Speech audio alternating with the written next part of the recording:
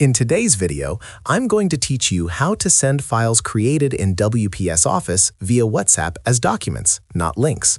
Welcome and thank you for watching.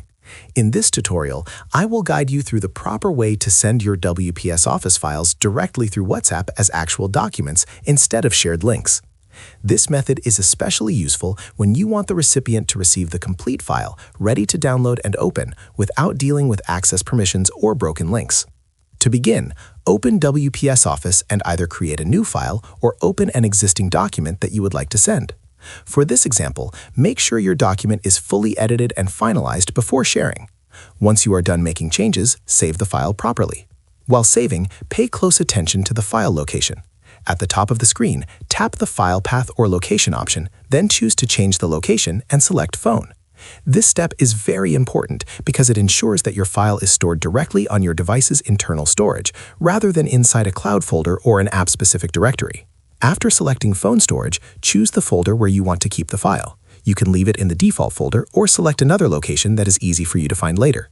If necessary, rename the file so it is clear and organized. Once everything is set, tap Save.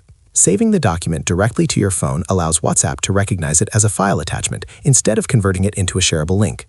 After saving, exit WPS Office and open your device's file manager. Depending on your phone, this may be called Files, My Files, or Storage. Browse through your folders until you locate the document you just saved. When you find it, press and hold the file until additional options appear on the screen. From the available options, tap Share. You will see a list of apps that you can use to share the file. Select WhatsApp from the list. The app will open and prompt you to choose a contact or group conversation. Select the person or group you want to send the document to, then tap Send. The file will now be delivered as a document, not as a link. This allows the recipient to download and open it directly on their device without any access issues. Using this method ensures your files are shared properly and professionally, especially when sending important documents. If you found this video helpful, let me know in the comments. Give it a like, subscribe to the channel, and don't forget to hit the notification bell. Thank you for watching, and I hope this guide helps you share your documents with confidence.